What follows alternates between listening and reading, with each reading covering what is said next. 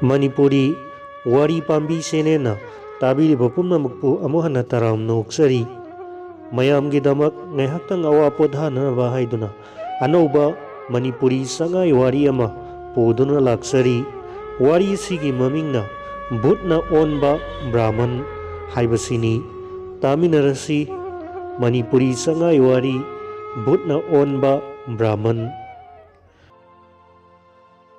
matam amada yamna lairakraba Brahman ama leirami mahak kuli oirambadagi mahaki punsida luhongba haibase onthokna wana thokle mana ina kaira khunba mida chattuna sel khara nirami mahaki sangadaba sel yamna yami luhongbagi sillang bane amadi nupi mayumda pina bane adubu mana amadagi khara lauza amadagi khara nija tawduna sel phana yamna tungsenjare yarani haiba kala duda nupi ama luhongle amasung mamagi nakta purakle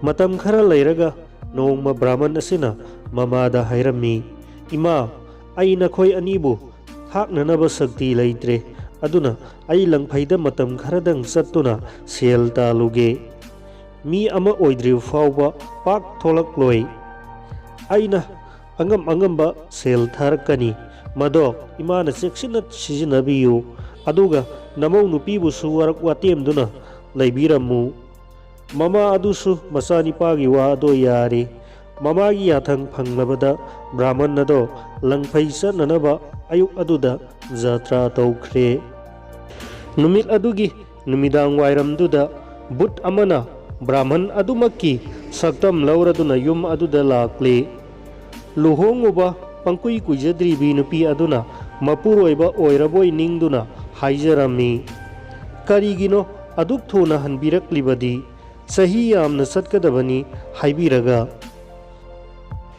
karamnano asuk thona puksel onbiraklibasibo but aduna khumlai ngasidi mangol fatre aduna halaklabani mama aduna su masanipa natte butni haibase khanglamde maram aduna but aduna yum adugi Brahman ado sar aduna hanubi adugi masada macha sar aduna leirakle but aduna lauriba Brahman gi saktam ado Brahman ado manman khraduna kairoi leikai gi mi amatana sumabu Brahman adu natte haiba leitre sahi khara leiraba tungda Brahman masado langphaidagi thorakle adubu mana mayum yauraba matamda maga chap manaba Brahman ama ma saduna leiramba aduda punga ngakre Brahman masaduna sangakpa ubada but aduna hairami nang kanano nang yum asida kaidobu lakpano Brahman aduna khumlai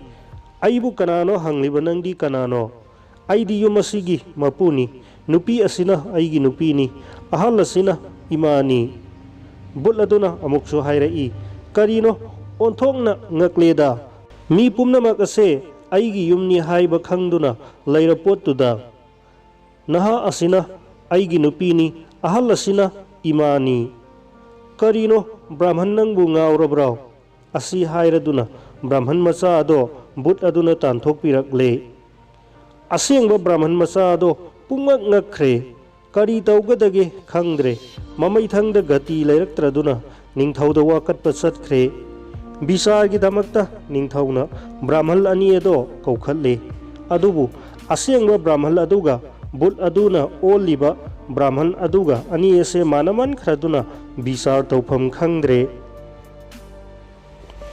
mamaida ningthauna gati leitraduna bisarado yaithoktuna thamle numit khudingi kai numit khudingi yaithoi numit khudingi Brahman ado makokta makhut haptuna kari gumbadasu maraibakda khutumna suduna angaubagi pandamgum phatkidraba sangsarni phatkidraba ningthauni aibu tanthokpire bisarsu tawbidre haina sonduna chatkhi numit khudingi Brahman aduna gati leitraduna halakpada sanje naha khara itat tattana sanaduna leiramba thengnarami sanje naha singaduna makhoi gi sal singado lobuk amada pulap sajik pijaduna thanami makoina pulapna ukha amada famduna sanarami makoigi masanadi asini. Makhoigi maraktagi amana ningthau saba, amana mantri saba, amana police ki makok sabani, aduga bisarna singba tawbani. Makhoina asumna sanaringaida Brahman aduna nungtimakki kap tuna satpado makhoi mayamna urami. Nongmadi Sanjay naha ningthau aduna mantri aduda hanglami, Brahman asina nungtimakki kap tuna salibase karigino. Mantri aduna khumba ngamdrabada ningthau aduna daroga ama tharaga Brahman adubu kauhallami. Makhoigi maraktagi satkhriba daroga aduna Brahman aduda hairami, iningthauna nangbu yamna thuna laktaba yade hairai. Brahman aduna khumlai, karigino ai haujikta ningthaugi darbar sangdagi laklibani, hayeng lau haiduna hairaklaga karigi amuk kauribani haibage. Nakhoigi ningthauna natte Sanjay naha singi ningthaunani. Sanjay naha gi ningthau haibadi kanano? Lao aduga khangani. Ningthaugi manak yauraklabada Brahman aduda karigi mana nungtimakki kaptuna salibano haina hanglakle. Brahman aduna magi thokhiba wari ado liduna tahalle. Wari ado taraba tungda ningthau aduna hairai, waruganu Brahman, aina nangbu nangi hanagi phibam aduda thambigani. Taubadadi nangna nakhoigi ningthaudagi bisarase aina tauba yanaba yathang amatangdi laurakpa tai. Brahman aduna satkiduna ningthau aduda tamlure. Ningthau aduna mana su ngamdrabaduda yengdum yenglage haiduna yathorakle. Mathangi numitki ayukta bisargi damakta leple. Numit asida Sanjay nahagi ningthau asina piklaba likli masa ama puraklami. Brahman adusu but adusu bisar sangda purakle.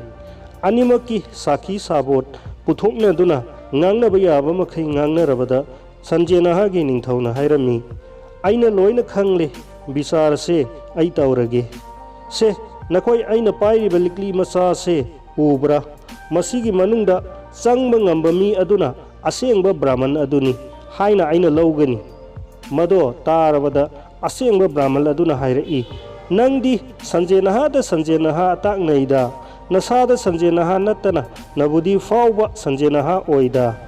Mioiba kananabu piklaba likli asigi manungda sangba ngamgani haibage ningthau aduna hairami. Ngamdaba nangna toksaredana ningthau aduna Bhutna Onba Brahman aduda onsinduna hairami, karigumba nangna likli asigi manungda sangba ngamlabadi lairiba yum nupi pumnamak nangi oigani. Bhut aduna khumlai, aina soidana sangani. Masi hairamlaga Bhut aduna mayamgi mamangda piklaba til masa ama mahaki mantragi saktina til masa ama olaga likli adugi manungda sangkhirami. Mado ubada tilliba miya mado pungmak ngaknarami.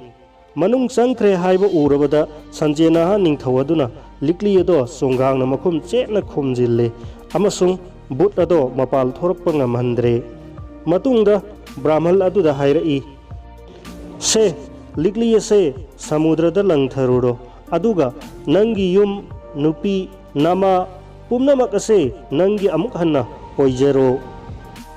Brahman ado pen badangam khai laikhidare, loinana tilliba mayam amadi bisar tauba ngamkhidraba ningthau aduna Sanjay naha adubu sauna mana piduna miyam mamangda ikai khumnaduna ningthaugi darbarda mahaki thabak ama hapikhre.